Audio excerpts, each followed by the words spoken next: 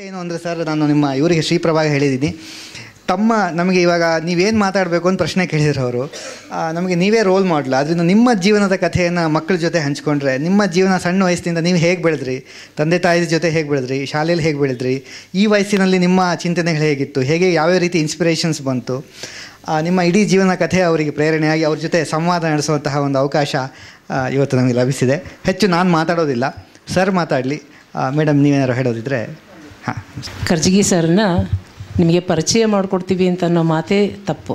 ಅವರ ಪರಿಚಯ ಎಲ್ರಿಗೂ ಇದೆ. ಒಂದು, ನಮ್ಮ ಕರ್ನಾಟಕದಲ್ಲಿ ನಾಡೋಜ ಅಂತ ಒಂದು ಪ್ರಶಸ್ತಿ ಕೊಡ್ತಾರೆ. ಅಂದರೆ ಓಜ ಅಂದರೆ ನಮ್ಮ ಕನ್ನಡದಲ್ಲಿ ಗುರು ಅಂತ. ನಾಡಗುರು ಅದು ಯಾರಿಗೆ ಚೆನ್ನಾಗಿ ಸೂಟ್ ಆಗುತ್ತೋ, ನನಗೆ ಬೇರೆಯವ್ರ ವಿಚಾರ ಬೇಡ. ನಮ್ಮ ಕರ್ಜಗಿ ಸರ್ಗಂತೂ ಅವ್ರ ನಾಡೋಜರೇ. ಇಡೀ ಕರ್ನಾಟಕದ ತುಂಬ ಎಲ್ಲರಿಗೆ ಮೆಂಟರ್ ಆಗಿ ನಾವು ನಮ್ಮ ಹೃದಯದಾಳದಿಂದ ಅವರಿಗೆ ನಾಡೋಜ ಪ್ರಶಸ್ತಿಯನ್ನು, ಅಲ್ಲ ಪ್ರಶಸ್ತಿ ಅಂತ ಹೇಳೋದಿಲ್ಲ, ನಾಡೋಜ ಅನ್ನೋ ಒಂದು ಗೌರವವನ್ನು ಸಲ್ಲಿಸ್ತಾ ಇದ್ದೀವಿ, ನೆನಪಿಸ್ಕೋತಾ ಇದ್ದೀವಿ. ಯಾಕೆಂದರೆ ಅವ್ರು ಮಾಡಿ ಮುಗಿಸಿದ್ದಾರೆ ಆ ಕೆಲಸನ.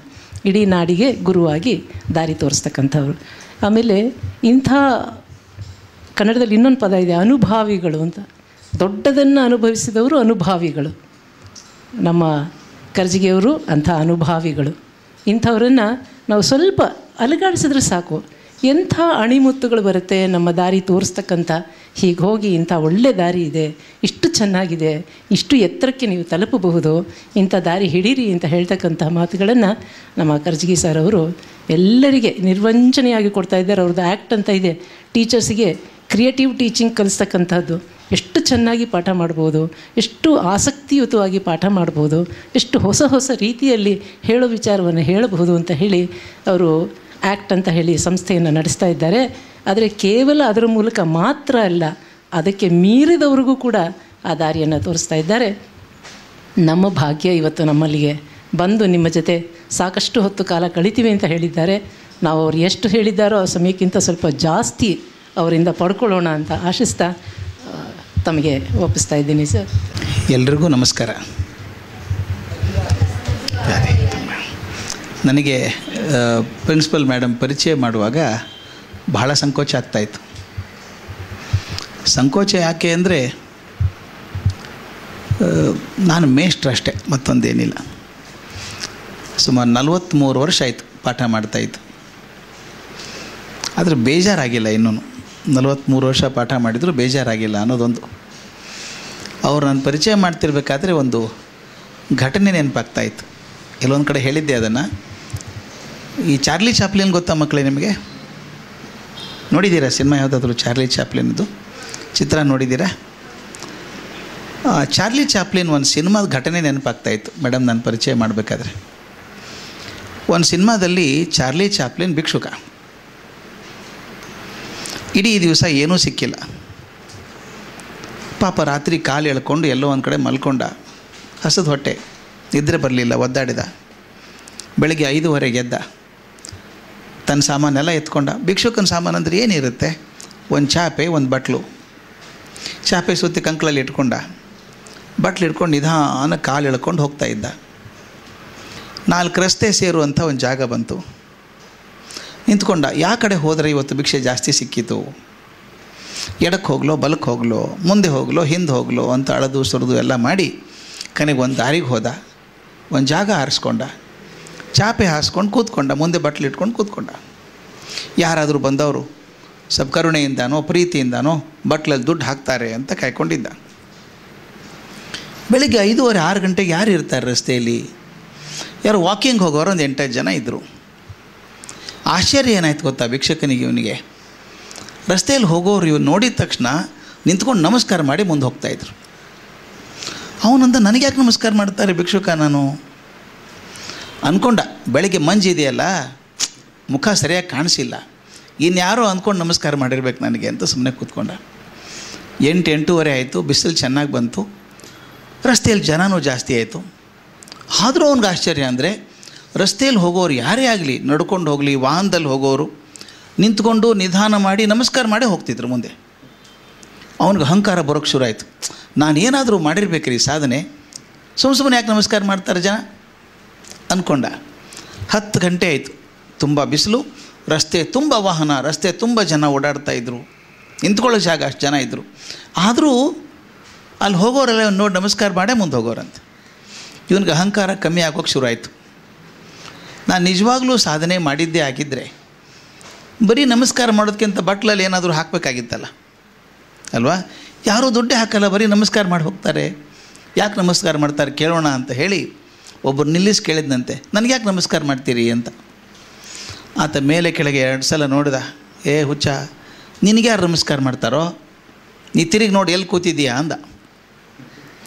ಭಿಕ್ಷುಕ ತಿರುಗಿ ನೋಡಿದ. ಅವನ ಹಿಂದೆ ದೊಡ್ಡ ಅಬ್ರಹಾಂ ಲಿಂಕನ್ ಒಂದು ವಿಗ್ರಹ ಇತ್ತು. ಜನ ನಮಸ್ಕಾರ ಮಾಡಿದ್ದೆ ಯಾರಿಗೆ? ಅಬ್ರಹಾಂ ಲಿಂಕನ್ಗೆ. ಭಿಕ್ಷುಕ ತನಗೆ ಅಂದ್ಕೊಂಡಿದ್ದ, ನನ್ನ ಪರಿಸ್ಥಿತಿ ಹಾಗೇ ಇತ್ತು. ಈಗ ನಾನು ಏನೂ ದೊಡ್ಡ ಸಾಧನೆ ಮಾಡಿದವನಲ್ಲ, ಮೇಷ್ಟ್ರಾಗಿದ್ದವನು. ನಾನು ಯಾವಾಗಲೂ ನನ್ನ ಕರ್ಕೊಳ್ಳೋದೊಂದು ಹಾದಿ ಇದೆ. I always call my self A beggar in the street of education ಅಂತ. ಈ ಶಿಕ್ಷಣದ ಬೀದಿಯಲ್ಲಿ ಭಿಕ್ಷುಕ ಇದ್ದ ಹಾಗೆ ಪಾತ್ರೆ ಹಿಡ್ಕೊಂಡು ಹೋಗ್ತಿರೋದು. ಇವತ್ತಾದರೂ ಕೊಡೋಕ್ಕೆ ಬಂದವನಲ್ಲ ನಾನು, ಪಡ್ಕೊಂಡು ಹೋಗೋಕ್ಕೆ ಬಂದವನು. ಬೆಳಗ್ಗೆ ಹೋಗಿ ಆ 2 ಶಾಲೆ ನೋಡಿದ್ದು ಬಂದೆ, ಸತ್ಯಂ ಶಿವಂ 2 ನೋಡ್ಕೊಂಬಂದೆ. ಸಾಕಷ್ಟು ನನ್ನ ಬಟ್ಲಿಗೆ ಬಿತ್ತು, ನನಗೂ ಸ್ವಲ್ಪ ತಿಳಿತು ಚೆನ್ನಾಗಿ ಅಂತ. ಆ ಶಾಲೆ ನೋಡಬೇಕಾದ್ರೆ ನನಗೆ ಮೊನ್ನೆ ದಿವಸ ನಮ್ಮ ಆಫೀಸಲ್ಲಿ ತೊತ್ತೋಚಾನ್ ಆ ಪುಸ್ತಕದ ಬಗ್ಗೆ ಬುಕ್ ಟಾಕ್ ಇತ್ತು. ನಮ್ಮ ಬುಕ್ ಟಾಕ್ ಅಂತ ಮಾಡ್ತೀವಿ. ಪ್ರತಿ ತಿಂಗಳಿಗೂ ಒಂದು ಪುಸ್ತಕ ಆರಿಸ್ಕೊಂಡು ಥರೋವಾಗಿ ಅನಲೈಸ್ ಮಾಡಬೇಕು ಪುಸ್ತಕ ಅದನ್ನು ಅಂತ ಮಾಡ್ತೀವಿ. ಮೇಷ್ಟೆಲ್ಲ ಮಾಡ್ತಾರೆ. ಆ ತೊತ್ತೋಚಾನ್ ಪುಸ್ತಕ ಓದಿದ್ದು, ಇವತ್ತು ತಮ್ಮ ಶಾಲೆ ನೋಡಿದ್ದು ಒಂದಕ್ಕೊಂದು ಪೂರಕ ಅಂತ ಅನ್ನಿಸ್ತು. ತೊತ್ತೋಚಾನ್ದಲ್ಲಿ ಮಕ್ಕಳು ಹೇಗೆ ಕಲಿತಾರೋ ಹಾಗೆ ನಿಮ್ಮಲ್ಲಿ ಪ್ರೈಮರಿಯಲ್ಲಿ ಮಕ್ಕಳು ಕಲಿತಾರೆ. ಅದ್ರ ಮೇಲೆ ಬಂದಾಗ ಸ್ವಲ್ಪ ನಿಮ್ಮ ವ್ಯವಸ್ಥೆ ಆಗೋಕ್ಕೆ ಶುರು ಆಗ್ತದೆ. ಈಗ ಬಂದಾಗ ಹೈಯರ್ ಕ್ಲಾಸಿಗೆ ಬಂದಾಗ ವ್ಯವಸ್ಥಿತವಾಗಿ ಪರೀಕ್ಷೆಗೆ ರೆಡಿ ಆಗಬೇಕಲ್ಲ, ಮತ್ತು 10th ಸ್ಟ್ಯಾಂಡರ್ಡ್ ಬೋರ್ಡ್ ಎಕ್ಸಾಮಿನೇಷನ್ಗೋಸ್ಕರ ಅಂತ ಹಾಗೆ ಬಂದಿದ್ದೀರಿ. ಆದರೆ ಒಂದು ಸಂತೋಷ, ಇಷ್ಟು ಜನ ಮಕ್ಕಳನ್ನು ಒಂದು ಕಡೆ ನೋಡೋಕ್ಕಾಯ್ತು. ಹಿಂದಕ್ಕೊಂದು ಶಾಲೆ ಶುರು ಆದ ದಿವಸ ಬಂದಾಗ ದೊಡ್ಡದಾಗ್ತದೆ ಅಂತ ಗೊತ್ತಿತ್ತು, ಅದು ಇಷ್ಟು ಬೇಗ ಜನಪ್ರಿಯತೆಯನ್ನು ಪಡ್ಕೊಳ್ತದೆ ಅಂತ ಅನಿಸಿರಲಿಲ್ಲ. ಯಾಕಂದರೆ ಇದೊಂದು ವಿಶೇಷವಾದಂಥ ಶಾಲೆ, ನಾರ್ಮಲ್ ಶಾಲೆ ಅಲ್ಲ ಇದು. ಆಮೇಲೆ ನನಗೆ ಶ್ರೀನಿವಾಸ್ ಅವ್ರು ಹೇಳಿದರು, ನನ್ನ ಜೀವನದ ಕಥೆ ಹೇಳಿ ಅಂತೇನೋ ಅಂದರು. ಅಂಥ ದೊಡ್ಡ ರೋಚಕವಾದಂಥ ಕಥೆ ಏನಲ್ಲ ಅದು. ಅದಕ್ಕೆ ನಾನೇನು ಮಾಡಬೇಕು ಅಂದರೆ ಸಂವಾದ ರೂಪದಲ್ಲಿ ಆಗ್ಬೋದಾ? ಬರೀ ಭಾಷಣ ಮಾಡ್ಕೊಂಡಿದ್ರೆ ಬೋರ್ ಆಗುತ್ತೆ ಅಲ್ಲ. ಅದಕ್ಕೆ ಆಗಾಗ ನಿಮಗೇನಾದರೂ ಪ್ರಶ್ನೆ ಬಂದರೆ ನೀವು ಕೇಳಬೇಕು, ಆಗ್ಬೋದಾ? ನೀವು ಪ್ರಶ್ನೆ ಕೇಳಿದಾಗ ನನಗಿನ್ನೂ ಸ್ವಲ್ಪ ಕೆದಕೋಕೆ ಅನುಕೂಲ ಆಗುತ್ತೆ, ಮನಸ್ಸನ್ನು ಕೆದ್ಕೊಂಡು ಹೇಳೋಕೆ ಅನುಕೂಲ ಆಗುತ್ತೆ. ನನಗೆ ವಿಚಿತ್ರ ನಂದು, ನಾನು ಹುಟ್ಟಿ ಬೆಳೆದದ್ದು ನೀವು ಕೇಳಿದಿರಲು ಗೊತ್ತಿಲ್ಲ, ಬಿಜಾಪುರ ಜಿಲ್ಲೆ ಅಂತಿದೆ, ಬಾಗಲಕೋಟೆ ಜಿಲ್ಲೆ ಅಂತಿದೆ. ಮೊದಲು ಬಿಜಾಪುರ ಜಿಲ್ಲೆ ಇತ್ತು, ಈಗ ಅದು 2 ಭಾಗ ಆಗಿ ಬಾಗಲಕೋಟೆ ಜಿಲ್ಲೆ ಆಗಿದೆ. ಈಗಿನ ಬಾಗಲಕೋಟೆ ಜಿಲ್ಲೆಯಲ್ಲಿ ಬಿಳಗಿ ಅಂತ ಒಂದು ಊರು, ಸಣ್ಣ ಊರು, ತೀರಾ ಸಣ್ಣ ಊರು. ಆ ಸಣ್ಣ ಊರಲ್ಲಿ ಹುಟ್ಟಿದ್ದು ನಾನು. ನನಗೆಲ್ಲ ಬಾಲ್ಯದ ನೆನಪುಗಳು ಆ ಊರಿನ ಜೊತೆಗೆ ಇರುವಂಥದ್ದು. ಬಹಳ ಚಂದದ ಊರು. ನನಗೆ ಎಷ್ಟೋ ಸಲ ಬೆಂಗಳೂರು ಮಕ್ಕಳು ನೋಡಿದಾಗ ಅದೆಲ್ಲ ಕಳ್ಕೊಂಬಿಟ್ರಾ ಅಂತ ಅನಿಸ್ಬಿಡುತ್ತೆ. ಅಲ್ಲಿ ಬಾವಿಯಲ್ಲಿ ಈಸಿದ್ದು ಹೋಗಿದ್ದು, ಮಾವಿನ ಗಿಡದಲ್ಲಿ ಹೋಗೋದು. ಏನು ಮಾವಿನ ಗಿಡ ಅಂದರೆ ಏಕರೆಗಟ್ಟಲೆ ಮಾವಿನ ಗಿಡ. ಯಾರೂ ದುಡ್ಡಿಗೆ ಮಾರ್ತಿರಲಿಲ್ಲ ಮಾವಿನ ಗಿಡನ. ಯಾರು ತೋಟಕ್ಕೆ ಹೋದರೆ ಅವನೇ ಕಿತ್ಕೊಡೋನು, ಇದು ತೊಗೊಳ್ರೋ ಚೆನ್ನಾಗಿದೆ, ಇದು ತೊಗೊಳ್ರೋ ಚೆನ್ನಾಗಿದೆ ಅಂತ ಕೊಡಬೇಕು. ಎಷ್ಟು ಬೇಕಾದಷ್ಟು ತಿನ್ಬೋದು, ಎಷ್ಟು ಬೇಕಷ್ಟು ಮನೆಗೆ ತೊಗೊಂಡು ಹೋಗ್ಬೋದು. ನನ್ನ ಮಕ್ಕಳನ್ನ ಕರ್ಕೊಂಡು ಹೋಗಿದ್ದೆ, ನನ್ನ ಮಕ್ಕಳು ದೊಡ್ಡವರಾದಮೇಲೆ ಆ ಊರಿಗೆ ಕರ್ಕೊಂಡು ಹೋಗಿದ್ದೆ. ಇದೇ ಬಾವಿಯಲ್ಲಿ ಈಸ್ತಾ ಇದ್ದೆ ನಾನು ಅಂತ ಹೇಳಿದೆ. ಅಯ್ಯೋ, ಈ ಬಾವಿಯಲ್ಲಿ ಈಸ್ತಾ ಇದ್ದೀಯಾ ಅಂದರು. ಯಾಕಂದ್ರೆ ಸ್ವಿಮ್ಮಿಂಗ್ ಪೂಲ್ ಅಭ್ಯಾಸ ಆಗಿ ಅವರಿಗೆ ಈ ಬಾವಿ ಅಭ್ಯಾಸ ಗೊತ್ತಾಗಲ್ಲ. ಆ ಮೇಲಿಂದ ಹಾರ್ಕೊಂಡು ಕಲ್ತದ್ದು, ಆ ರೋಚಕವಾದದ್ದು ಅವಾಗೆಲ್ಲ ತುಂಬ ಚೆಂದ ಇರುವಂಥ. ನಿಮಗೆ ಅಚ್ಚು ಪ್ರಸ್ತುತವಾಗುವಂಥದ್ದು ಒಂದು ಘಟನೆ ಹೇಳಬೇಕು ನಾನು. ಅಲ್ಲಿ ಹುಟ್ಟಿದ್ದು ಬಾಗಲಕೋಟೆ ಅಂತಲ್ಲಿ ಸ್ವಲ್ಪ ಊರಲ್ಲಿ ಸ್ವಲ್ಪ ಕಲ್ತದ್ದು. ನಂತರ ಧಾರವಾಡದಲ್ಲಿ ಬಂದು ಕಲ್ತದ್ದು. ಧಾರವಾಡ ತಮಗೆ ಕೆಲವ್ರಿಗೆ ಗೊತ್ತು ಅನ್ಸ್ಕೊಂಡಿದ್ದೀನಿ ಅಲ್ಲ. ಧಾರವಾಡ ತುಂಬ ಸುಂದರವಾದ ಊರು. ಹೋಗಿರ್ತೀರ ಯಾರಾದರೂ ಧಾರವಾಡಕ್ಕೆ? ಯಾರಾದರೂ ಹೋಗಿರ್ತೀರಾ? ರಜೆಗೆ ಹೋಗಬೇಕು. ಭಾಳ ಚೆಂದ ಊರು. ಇನ್ನೂ ಬೇಂದ್ರೆಯವ್ರು ಬರೋ ಜಾಗ ಇದೆಯಲ್ಲ, ಮೂಡಲ ಮನೆಯ ಮುತ್ತಿನ ನೀರಿನ ಎರಕವ ಹೊಯ್ದ, ರೈಲ್ವೆ ಸ್ಟೇಷನ್ ಹಿಂಭಾಗದಲ್ಲಿ ಒಂದು ದೊಡ್ಡ ಹತ್ತಿಕೊಳ್ಳ ಅಂತ ಏರಿಯಾ ಅದು. ಹತ್ತಿಕೊಳ್ಳದಲ್ಲೆಲ್ಲ ಹೋಗಿ ನಾವು ಕೂತಿದ್ದು, ಅಲ್ಲೇ ಕೂತು ಬೇಂದ್ರೆ ಬರೆದಂಥದ್ದು ಮೂಡಲ ಮನೆಯ ಮುತ್ತಿನ ನೀರನ್ನ. ಅಲ್ಲೆಲ್ಲ ಸುತ್ತಾಡ್ತಾಯಿದ್ವಿ ಹುಡುಗರಿಗಿದ್ದಾಗ. ಸುಳ್ಳು ಹೇಳ್ತಾಯಿದ್ವಿ ಮನೇಲಿ. ಸುಳ್ಳು ಅಂದ್ರೇನು? ಓದೋಕ್ಕೆ ಹೋಗ್ತೀವಿ ಅಂತ. ಓದೋಕ್ಕೆ ಮನೆ ಬಿಟ್ಟು ಹೊರಗೆ ಯಾಕೆ ಹೋಗಬೇಕು? ನೆಪ ಅದು ಓದೋದಕ್ಕೆ ಹೋಗೋದು.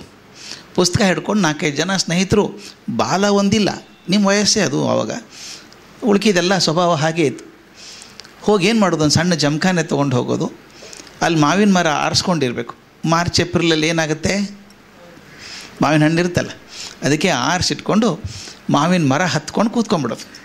ಅವು 2 ಟೊಂಗೆ ಜೊತೆಯಾಗಿ ಬಂದಿರೋದ್ಮೇಲೆ ಜಮಖಾನೆ ಹಾಸ್ಕೊಂಡು ಮಲ್ಕೊಂಡು ಅವನು ಆವಾಗ ಓದೋದು, ಬರೀ ಮಾವಿನ ಹಣ್ಣು ತಿನ್ನೋದು, ಆಗಾಗ ಓದೋದು. ಅಲ್ಲಿ ಓದಿದಾಗ ನಾವು ಎಷ್ಟೊಂದು ಜನ ಕಲ್ತವ್ರು, ಅವಾಗೆಲ್ಲ ಕಲ್ತವ್ರು. ಈ ಜಯಂತ್ ಕಾಯ್ಕಿಣಿ ಅಂತೆಲ್ಲ ಹಾಡು ಬರೀತಾನಲ್ಲ ಹುಡುಗ, ಅವನು ನಮ್ಮ ಜೊತೆಗಿರೋನು.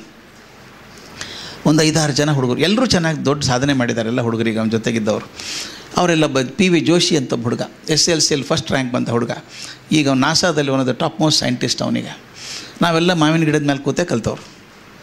ಅಲ್ಲೇ ಹೋಮ್ವರ್ಕ್ ಮಾಡೋದು, ಅಲ್ಲೇ ಬರೋದು, ಅಲ್ಲಿ ಹುಚ್ಚುಚ್ಚಾರ ಪ್ರಶ್ನೆಗಳನ್ನು ಕೇಳಬೇಕು. ಆವಾಗ ಹುಚ್ಚುಚ್ಚಾರ ಅನ್ನಿಸ್ತಾ ಇತ್ತು. ಶಾಲೆಯಲ್ಲಿ ಕೇಳಿದಾಗ ಮೇಷ್ಟ್ರಿಗೆ ತಬ್ಬಿಬ್ಬಾಗ್ಬಿಡ್ಬೇಕು. ಆಗಿನ ಕಾಲದಲ್ಲಿ ನಂಬ್ತೀರಾ, ಈಗೆಲ್ಲ ಓದೋಕ್ಕೆ ಪುಸ್ತಕ ಇದೆ, ಎನ್ಸೈಕ್ಲೋಪೀಡಿಯಾ ಇದೆ, ಗೂಗಲ್ ಇದೆ, ಅವಾಗೇನೂ ಇರಲಿಲ್ಲ.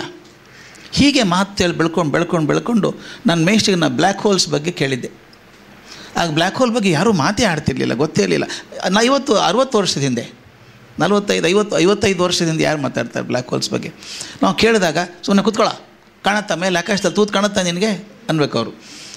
ಅಂದರೆ ಬ್ಲ್ಯಾಕ್ ಹೋಲ್ ಅಂತ ಕಾನ್ಸೆಪ್ಟ್ ಗೊತ್ತಿರಲಿಲ್ಲ ಆವಾಗ. ಆದರೆ ನಮಗೆ ಕಲ್ತದ್ದು ಎಲ್ಲಿ ಗೊತ್ತಾ?